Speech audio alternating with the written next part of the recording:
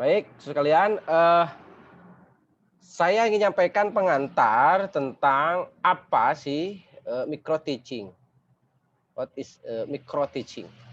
Nah, tentu dan saya berkeyakinan saudara-saudara sudah membaca buku karena saya sudah memberikan berapa, 3 buku apa 2 ya, sama satu modul ya. Saya berkeyakinan Anda semua membaca ya, Anda semua membaca. Nah, oleh karena itu, tentu hari ini saya hanya ingin memberikan penguatan kepada saudara-saudara sekalian ya, eee, penguatan kepada saudara-saudara sekalian tentang apa itu, micro teaching secara konsepsi atau secara apa, konsep dasarnya gitu ya. Nah, jadi sebagaimana di awal bahwa, eee, pengajaran micro teaching itu adalah sebuah proses latihan, kalau saya istilahkan. Latihan, melatih. Karena ini yang dibutuhkan dari mata kuliah ini adalah skill.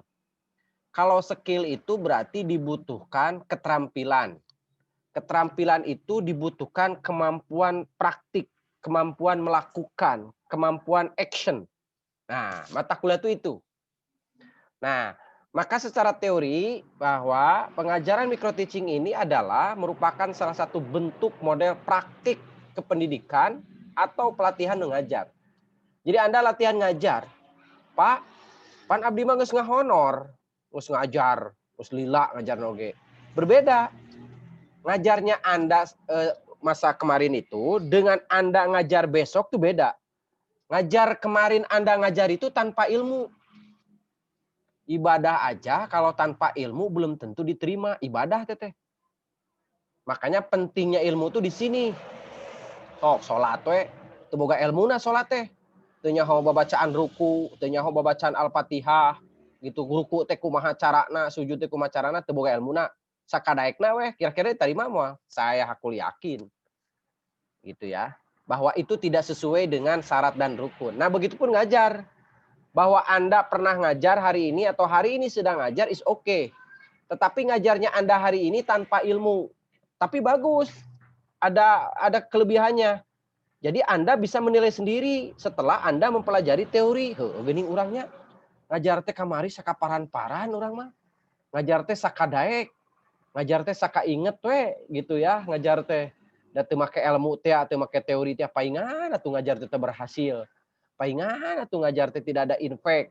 Paingan ngajar teh tidak ada dampak, tidak memiliki manfaat dan ngajarna tanpa ilmu. Nah, mulai hari ini Anda akan dibekali konsep dasar, kemampuan praktik sesuai dengan basic teori tentang bagaimana Anda melakukan proses pembelajaran, ngajar keterampilan ngajar yang baik dan benar itu. Nah, dalam konteks yang sebenarnya mengajar itu mengandung banyak tindakan. Ya, jadi ngajar itu tindakan, perilaku ya, behavior. Perilaku ya, sikap gitu ya. Skill, keterampilan gitu ya. Nah, itu termasuk hal-hal apa saja? Hal-hal teknis penyampaian materi. Kan nyampaian materi itu kayak Bapak hari ini penyampaian materi. Nah, ini ada ilmunya menyampaikan materi itu. Guru juga ada ilmunya, ada tekniknya, ada strateginya, kan. Nggak boleh guru itu nerangkeun laon. Anak-anak sekalian, silahkan kalian simak pelajaran Bapak hari ini tentang Al-Fatihah. Coba bayangkan kalau guru ngajarnya gitu. Makanya dulu itu calon guru itu betul-betul diseleksi. Mohon maaf ya, bukan berarti saya merendahkan. Apabila ada calon guru yang gagu, tidak diterima. Atau bahkan dulu itu ada calon calon kuliah kejurusan guru itu cadel saja gak diterima karena bahaya ngajarkan ke budak bahaya kan budak nurutan lain lain ngomongna budak teh gitu lah cadel teh guruna gitu atau guruna teh ngirung Allahu akbar Allahu akbar. Nah, bayangkan bener moal tah moal gitu loh. Jadi we budak kan guru mah digugu ditiru. Naon anu disampaikan ku guru teh ku budak mah dianggap benar, padahal guru teh ngirung gitu loh. Allahu Akbar, misal gitu ya, ini pemisalan. Tapi ini konkret gitu. Nah, mata kuliah ini itu adalah melatih Anda ya. Jadi Anda nanti cara ngomong kan kelihatan lah. Jangan dulu dibahas sekarang ya karena Anda belum praktikumnya. Jadi mencakup teknik, penyampaian materi, penggunaan metode, penggunaan media, membimbing belajar, memberi motivasi, mengelola kelas, memberikan penilaian, dan seterusnya. Ini adalah tindakan, ini adalah perilaku, ini adalah action yang harus dilakukan oleh guru. Dan guru harus mampu melakukan action itu. Jadi guru itu harus mampu mendesain perencanaan, teoritik, kalau perencanaan itu administratif. Itu mata kuliahnya di mata kuliah perencanaan. Jadi ketika guru mendesain RPP, guru membuat skenario pembelajaran itu adalah teoritik, administratif. Nah, mata kuliah micro teaching ini adalah lebih kepada best practice. Ya gitu ya, praktek. Apa yang ada dalam teori di desain perencanaan itu Anda praktekkan dalam wujud yang konkret dengan praktik-praktik mengajar. Itulah ruh mata kuliah kita ini. Nah, dengan kata lain, micro teaching itu adalah perbuatan mengajar. Nah, perbuatan mengajar. Jadi micro teaching itu perbuatan mengajar. Melatih Anda melakukan proses pembelajaran, melatih Anda menjadi guru. Bahwa Pak, kan di kelas abdi sadayana terus ngelajar. Tadi saya sampaikan, ngajarnya Anda sekarang itu tanpa ilmu, betul kan? Sakaparan-paran, nempo senior, nempo bapak, nempo indung, nempo lanjut, ngajarnya gitu turutan itu. Atau Anda hanya modal baca gitu, tidak pernah melakukan praktikum. Ya, saya yakin di kelas ini tidak ada yang pernah peer teaching kan, praktikum atau sudah? Ada yang pernah? Saya yakin lah, belum pernah gitu ya peer teaching. Dan inilah mata kuliah yang akan membuat Anda punya pengalaman untuk memperbaiki, menilai bahwa sejauh mana kemampuan mengajar yang kita miliki. Nah, untuk apa sih? Untuk apa ini mesti ada micro teaching ini? Ini adalah dalam rangka penguasaan keterampilan dasar. Sekali lagi keterampilan dasar, basic. Ya teh cana naona jadi guru teh lobak ini keterampilan-keterampilan yang lainnya ieu mah ke basic we, gitu ya. Jadi Bapak hanya ngajarkan basic saja. Minimalnya 8 keterampilan yang nanti akan kita bahas, ya. Keterampilan dasar calon guru. Jadi ini tuh prasyarat. Anda tanya aja siapapun mahasiswa yang kuliah ke jurusan guru, calon guru pasti nemu yang namanya mata kuliah micro teaching. Pasti dimanapun, naik guru fisika, guru biologi dimanapun. Ya, calon guru, calon dosen bahkan, gitu ya. Nah, kenapa? Karena ini adalah dalam rangka berlatih secara parsial. Ya, jadi nanti makanya sama Bapak kan sudah dibuat kelompok ya. Berlatih secara parsial terkait dengan bagaimana Anda mempraktikkan komponen-komponen keterampilan dasar mengajar itu. Ini yang perlu dikuasai. Jadi diisolasi dulu ya, dipisah-pisah dulu, dibikin parsial dulu. Ya, nanti setelah dibikin parsial kita yang bikin holistiknya. Jadi Anda itu per komponen dulu dari 10 ya, jadi 10 bukan 8. Ada tambahan apa ya? Oh, ya 8 itu kan membuka dan menutup pembelajaran digabungkan oleh Bapak, tapi di praktiknya dipisahkan. Tambah 8, 9, 10 dengan keterampilan menggunakan media pembelajaran. 10 ya, 10 keterampilan dasar sebagaimana yang sudah Bapak posting itu di pembagiannya di GCR. Nah, itu nanti secara parsial Anda melakukan praktik-praktik ya. Anda melakukan praktik-praktik, setelah itu Anda nanti secara holistik disambungkan dari awal sampai akhir gitu ya. Oke, lanjut dulu. Nah, apa itu micro teaching? Micro teaching itu berlatih untuk menguasai keterampilan dasar mengajar. Seperti itulah yang dinamakan dengan micro teaching, pengajaran mikro, letik gitu ya, mikro itu. Nah, pengajaran micro teaching ini merupakan suatu situasi pengajaran yang dilaksanakan dalam waktu dan jumlah siswa yang terbatas. Makanya, Pak Geding dia praktek kan 10 menit, ngaran lagi micro teaching. Pak Geding murid lagi ngan opatan, ngaran lagi micro teaching. Gitu ya. Pak murid lagi opatan 5 anjing abdi anu jadi guru modelnya gitu. Ngaran micro teaching. Teorinya ini, dalam waktu dan jumlah siswa yang terbatas, yaitu selama 5 sampai 20 menit. Ya, Bapak ngambil yang 10 menit karena waktunya nggak cukup ya. Setelah dibagi-bagi itu. Dengan jumlah siswa sebanyak 3 sampai 10 orang. Bapak mah ngambil siswana 4 gitu ya. Jadi di tengah lah Bapak gitu.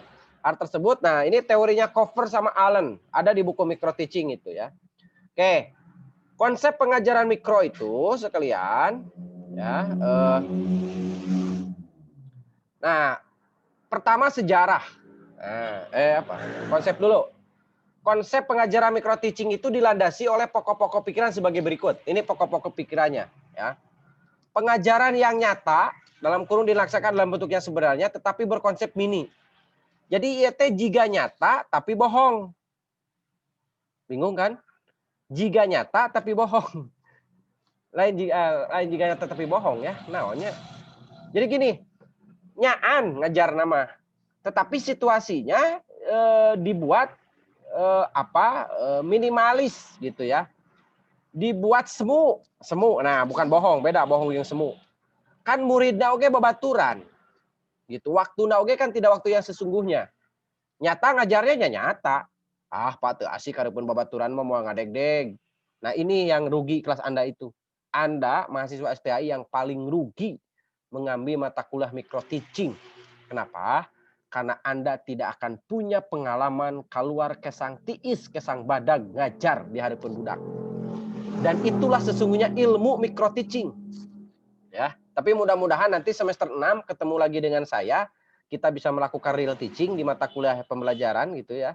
Karena mata kuliah saya ini berkesan bagi beberapa mahasiswa yang ke saya ya. Nanti ada testimoni.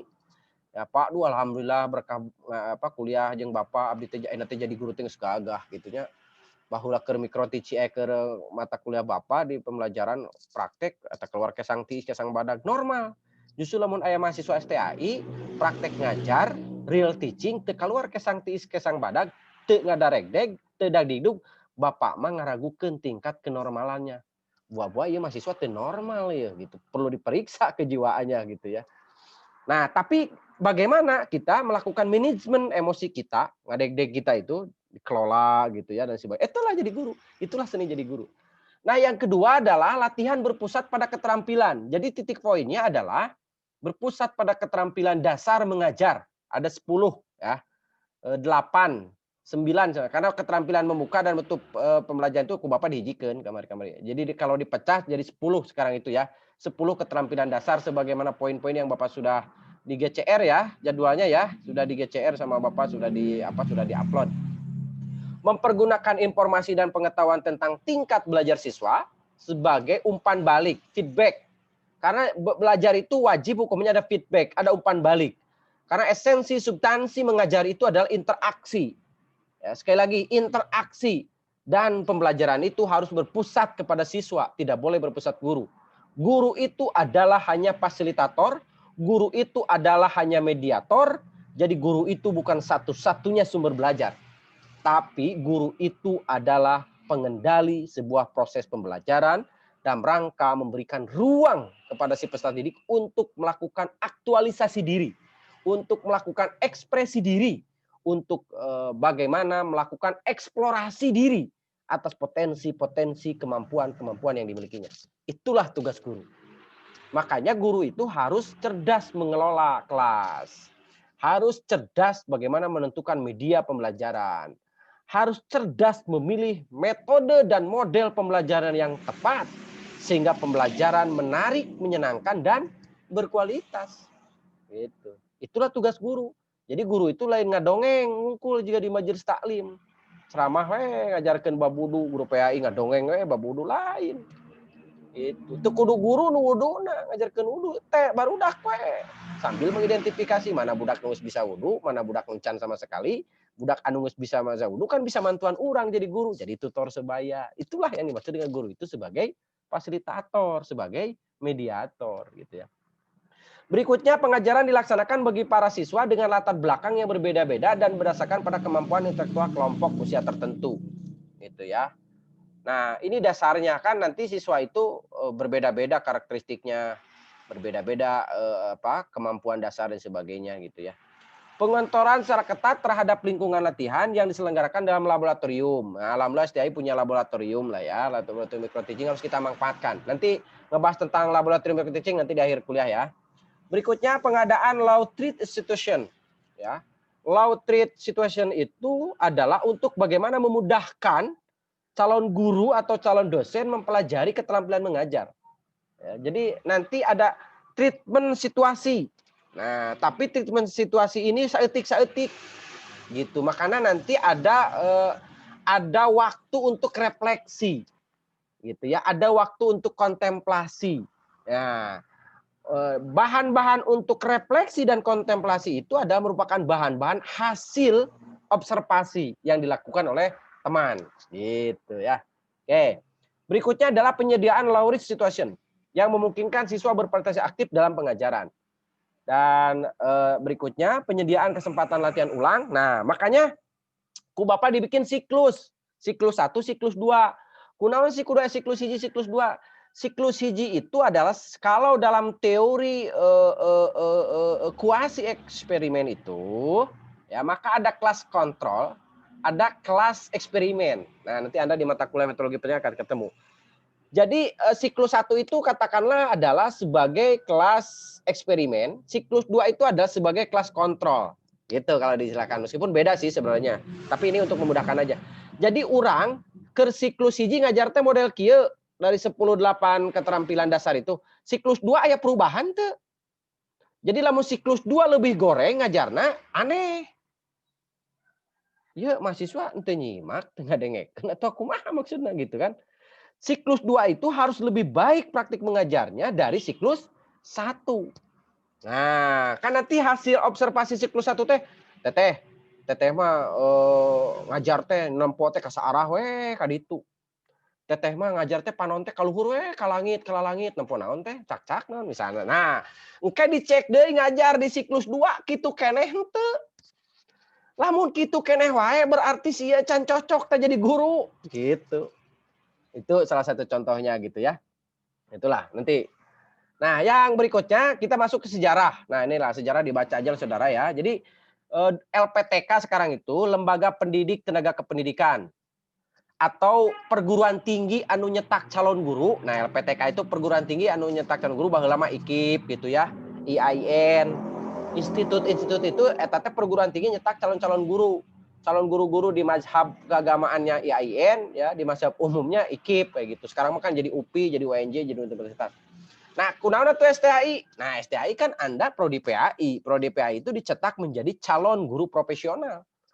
Karena Anda calon guru profesional, maka STAI harus menyajikan mata kuliah yang membekali keterampilan mahasiswanya agar dia siap menjadi guru yang profesional. Salah satunya adalah kemampuan keterampilan mengajar. Oke, ini esensinya ya. Esensi micro teaching itu adalah latihan. Wah, ternyata akun saya habis ya 40 menit. Oke. Jadi gini, waduh. Anda login aja lah ya, klik aja lagi linknya ya. Jadi ini nanti kalau mati gak usah kaget nih. Ada warning ini 10 menit lagi ya. Jadi kalau mati Anda login lagi ya. Karena ini akunnya tidak berbayar. Beda dengan minggu kemarin. Minggu kemarin mah akunnya berbayar. Minggu kemarin mah akunnya berbayar, gak mati-mati. Kemarin mah hanya gangguan sinyal aja kan. Oke. Atau ada teknik ya. Ada teknik kata orang pindahin hostnya. Ya, saya ke siapa ya? Yang bisa bantu. Jadi ini kan mau mati. Saya pindahin hostnya ke si Samun sama Nur Asia. Hostnya pindahin ya ke Anda ya. Nanti kalau ada kita ikhtiar. Mati tegera lamun dipindahkeun hostnya gitu ya. 10 menit lagi. Saya pindahin hostnya ya. Nah, ini sekarang hostnya si ini. Si Nur Asia dan Samun CS lah Nutiluan. Ya. Nah, Anda jadi hostnya sekarang ya. Hai nyom, pareum teu. Saya pernah ada kita praktekkan ada yang ngasih ilmu gitu katanya. Lamun meh teu pareum Zoom ini ya urang mah yang nu gratisan wae sih tidaknya. Gratisan wae gitu ya. Oke, kalau mati begitu aja ya, teman-teman nanti tinggal login aja. Jadi esensi micro teaching itu adalah bagaimana guru-guru ini mikro itu kan kecil ya, dilatih, dididik ya, digenjot gitu ya, untuk latihan-latihan, untuk melakukan perbuatan-perbuatan baik, praktik-praktik baik itu. Agar apa? Agar dia mampu mengembangkan pengalaman mengajar gitu. Jadi dia mampu mengembangkan gitu. Oh, urang baheula keur praktek micro teaching asa kurang gagah ya. Kenerangkeun teh leungeun teh disakuan we gitu tah. Oke mah urang nek bari tutunjuk misalnya dia bari naon gitu tah. Kan aya guru teh nu ngahuleng we leungeun teh leungeunna teh disakuan we gitu ya. Leungeunna teh ting memang boga keur nyekel duit receh sugan dina sakuna gitu ya. Aya tah guru teh nu mulai kitu. Nah, itu teh dinilai, dicek oleh Anda itu ya, nanti di itu tuh. Nah, oh kurang hade ngajar bari nyekel we saku teh gitu kan. Atau ibu-ibu ngajar teh meus-meus susah ketik ngomekeun tiung. gitu ya. Geus apa sok tiung kuriwal kriwel, ulah kuriwel. Ya geuning teu hade jadi guru kuriwal kriwel tiung keur ngajar mah nya gitu. Berarti ti imah wayahna talian ku dadung sugan tiungna mah teh ieu mah gitu ya. Ku rapia sugan gitu. Nah, hal-hal yang gini yang kita pelajari di micro teaching saudara sekalian gitu ya. Makanya mata kuliah ini saya sudah ngomong tidak akan ada teorinya dikit. Ini teorinya hanya sekarang aja. Teorinya yang sekarang aja. Anda belajar sendiri cara mandiri nanti teori-teorinya gitu ya. Bukan kan Anda sudah di mata kuliah yang lain ya. Anda kan sudah di mata kuliah yang lain. Jadi kita praktik aja, makanya kita habiskan sampai UAS ini kita praktik gitu ya.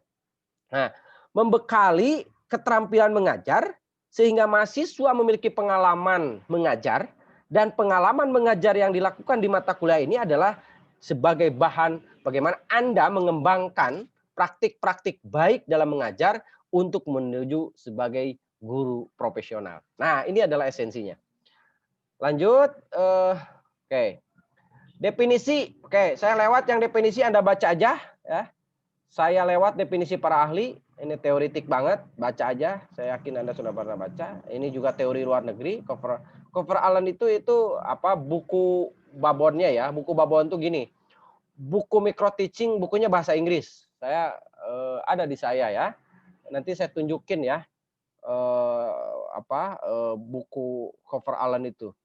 Saya di rumah ada bukunya tebal banget. Itu harga bukunya 143.000 kalau ada beli.